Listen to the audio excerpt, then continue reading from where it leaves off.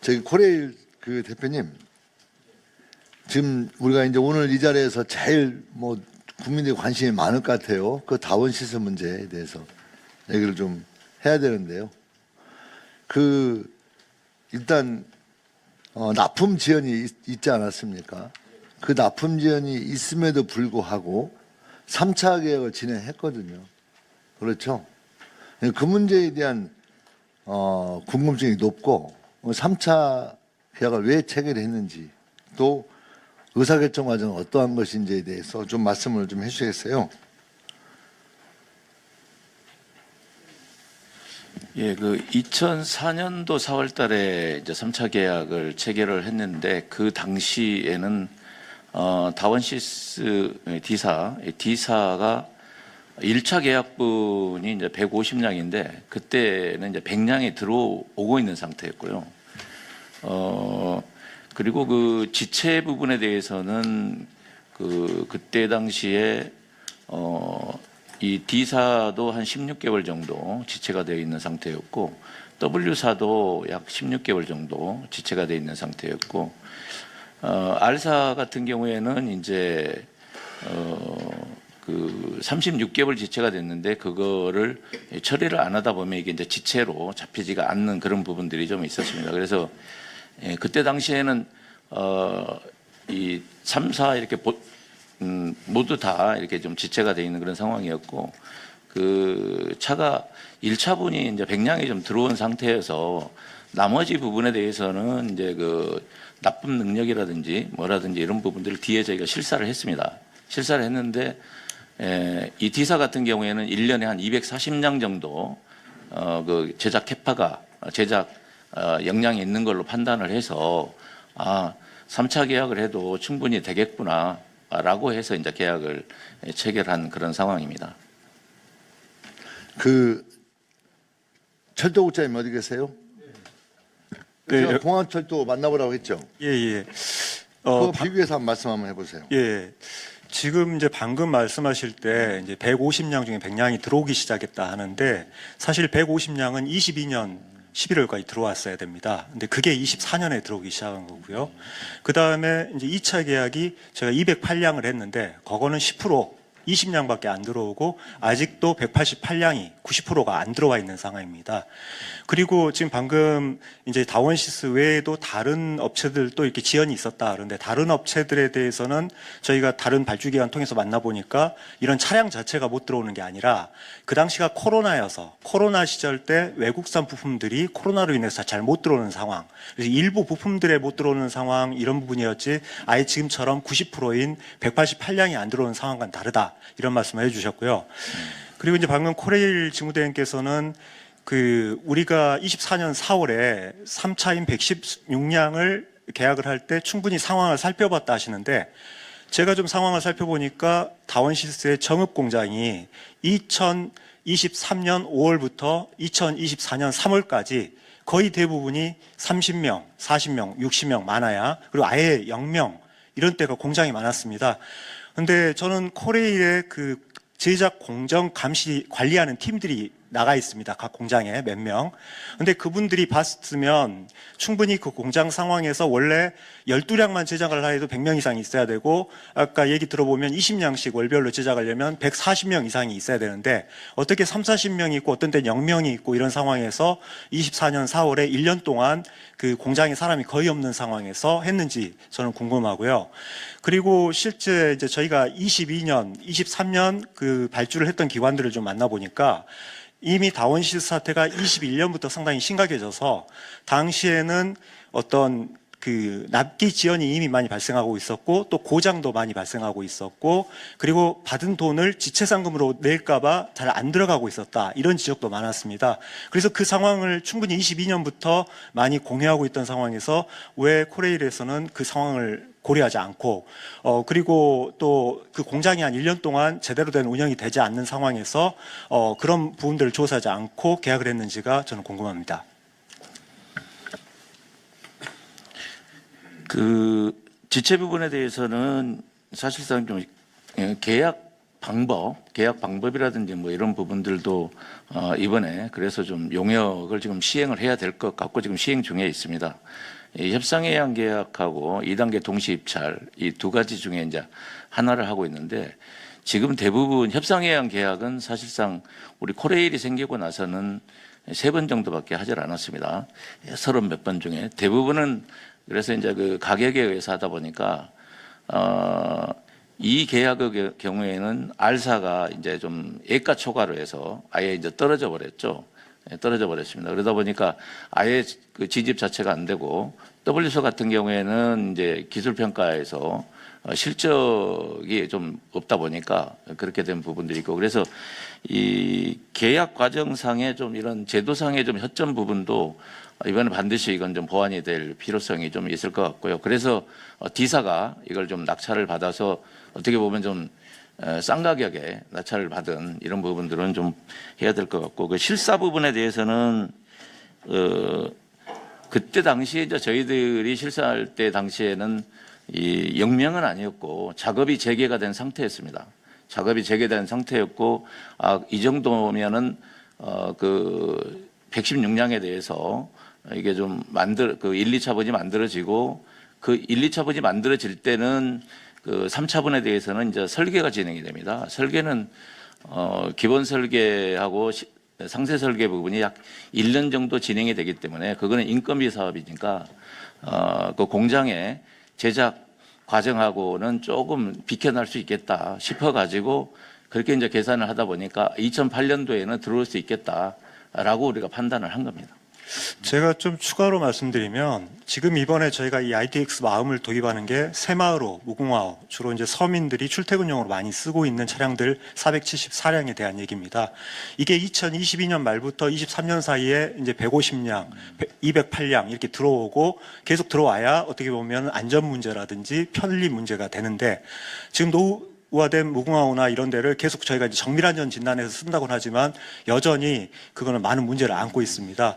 근데 저는 전체적으로 코레일이 좀 안일했다는 생각이 듭니다. 예를 들어 2차 경쟁 계약을 추진한다 하더라도 지금 다른 2차 경쟁 계약을 추진할 때 어떤 특별한 문제가 없겠느냐 했을 때 납기 지원을 하는 업체에 대해서는 얼마든지 감점을 줄 수 있습니다. 그리고 또 예를 들어 상대평가를 해서 각 업체별로 생산 능력을 체크해 볼 수도 있습니다. 근데 지금 다원시스의 지금 자금 조달 역량 계획을 저희가 받아보면 상당히 무리수라는 지적이 현장에서 많고 심지어 작년 11월 28일에 제출했던 자금 확보 계획이 어제 1월 13일 날 제출한 거에서 25%가 또 감소돼서 올 정도로 지금 상당히 문제가 많은 걸로 확인됐습니다. 그리고 생산 능력은 아까 말씀드린 것처럼 공장 인력 자체가 약 140명이 있어야 20량을 하는데 실제 30명, 40명 이 정도씩 1년 가까이 있었다는 거. 그리고 부품에 있어서도 작년에 서해안선에서 연결기가 2차례나 고장날 거 아실 겁니다. 근데 연결기가 고장났다는 얘기를 제가 전문가들한테 하니까 그런 일은 벌어질 수 없다. 어떻게 연결기가 고장나냐? 이런 얘기를 많이 합니다. 그러면 어떻게 형식 인증을 받았고 어떻게 그 다운시스는 이런 그 연결기가 고장나는 장비를 쓰고 이런 상황들이 이해가 안 간다는 전문가들이 많았습니다. 그럼 적어도 코레일에서 3차 계획을 할 때에는 이런 다운시스가 문제가 많은 업체라 한다 그러면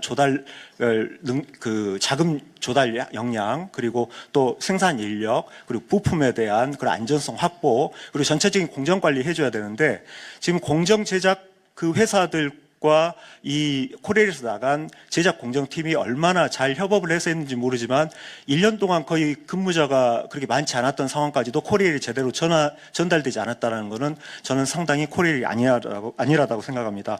아울러서 우리 직무대행께서는 혹시 다원시스에 그 취업한 코레일이 몇 명, 퇴직자분이 몇 명인지 아시나요? 2급 이상 간부들이 지금 우리 차량 제작사에 한 10분 좀 그 정도 가 계신 걸로 알고 있고 다원시스는 2-3분 정도 있는 걸로 알고 있습니다. 다원시스에 2-3분 있는 걸로요? 예, 2급 이상. 지금 전체 직원은 그 10명이 훨씬 넘습니다.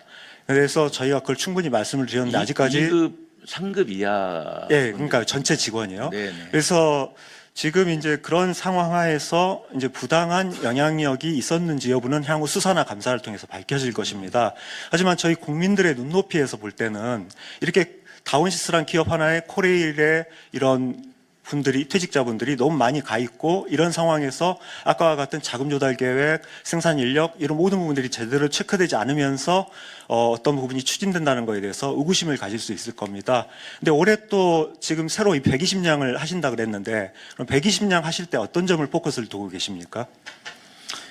이번에 저 120량 이 부분에 할 때는 그 120량뿐만 아니라 지금 인덕원 동탄선도 조금 있으면 할 거고 그런데 계약 방법이라든지 성금 관련이라든지 이런 부분들에 대해서는 제도 개선을 하고 나서 그 계약서의 특수 조건에다가 명기를 하도록 하겠습니다. 이번에 대통령님께서 지적하신 이유로 지금 코레일에서도 회계에 대해서 아까 그 회계 전문가 13명 플러스 전체 30명이 넘는 인원을 투입해서 보고 있고 그리고 공정 제작에 대해서도 저도 지금 내일 현장 이제 이번 주에 현장을 가겠지만 현장 체크하고 전반적으로 저희가 그 납품 계획 체크하고 그러면서 이제 신차 계약에 있어서는 이런 과거에 발생했던 문제점들이 발생하지 않도록 해야 될 것입니다. 근데 그러기 위해서는 코레일에서 이번에 이 납기가 지연되고 있는 거를 제대로 납품받기 위한 그 지금 TF 활동이라든가 이런 부분에 있어서 코레일이 모든 가지고 있는 전력을 다해야 될 것입니다. 지금 그렇게 하실 의지가 있으신가요? 네, 하여튼 전사 총 연량을 동원할 거고요. 그 인력 투입이라든지 그다음에 또 납품 능력이라든지 그다음에 D사의 그 자금 조달 능력이라든지 신용 평가라든지 이런 부분들은 전문 기관을 동원해서 전사 역량을 총 동원해서 지금 현재 상태에서 1, 2차분에 대한 부분 그다음에 3차분에 대한 가능성 이런 부분들에 대해서 어떻게 할 건지는 아주 강하게 추진하도록 하겠습니다. 오늘 아침에 저희가 2차 TF를 납기 전 TF를 했는데 이제 정기본부장님이 오셔서 총괄을 하셨습니다. 근데 저희가 여러 가지 지적한 부분에 대해서 제대로 답변이 안 됐어요. 그래서 제가 앞으로는 기획본부장, 감사실장, 법무실장 다 참석토록 말씀드렸는데 그렇게 하실 의사가 있으신가요? 예, 잘 챙기도록 하겠습니다. 이번을 계기로 저희는 철도 차량 산업 전반을 진단을 하고 그리고 이번 계기로 차량 그 부품 제작부터 또 형식 승인 그리고 모든 제작 과정 그리고 앞으로 발주 계약 그리고 차량 이후에 운영 관리까지 코레일에서 혁신적인 차량 이런 그 생산 생태계를 완전히 새롭게 구축하시길 좀 요청드립니다. 네, 맞습니다. 이번에 하여튼 이 계약 방법이라든지 성금에 대한 관리 부분, 지체상금도 굉장히 어떻게 보면 많이 18년부터 완화가 됐습니다. 예전에는 지체상금이 한도도 없었고 하루에 0.1이었는데 지금은 0.05로 이제 낮아지고 그러다 보니까 이런 부분들을 좀 파고든 부분도 좀 있는 것 같고 기업의 그 도덕적 해이 물론 말씀하셨던 국장님이 말씀하셨듯이 우리 코레일의 관리, 미흡 이런 부분들이 좀 복합적으로 좀 있는 것 같아서 이 부분에 대해서는 하여튼 전사 총 역량을 동원해서 개선하도록 하겠습니다. 저희 사장님, 네. 사장님 말씀 듣다 보니까 이번 다원시스가 납품을 2번이나 지연시키고 또 3차가 또 계약되고 또 부품이 고장나서 다행히 큰 사고가 안 났지만 있을 수 없는 부품 고장도 일어나고 그런 문제가 우리 코레일이 큰 잘못은 없는 것 같아요. 얘기 듣다 보니까 좀 몇 가지 미흡한 게 좀 있어가지고 뭐 제도도 좀 고치고 직원들도 좀 뭐라고도 좀 하고 좀 느슨한 거 좀 정신 차리고 좀 이렇게 하고 그 다원시스 이 기업들 문제 있는 것도 좀 뭐라고 하고 뭐 이런 정도 대책을 세우면 되지 않겠느냐 이렇게 제가 들었거든요. 엄중하게 인식하고 있습니다. 근데 제가 이렇게 들은 건 잘못됐죠. 엄중하게 들은 거죠. 인식하고 엄중하게 인식하고 네. 대처해 나가도록 하겠습니다. 네.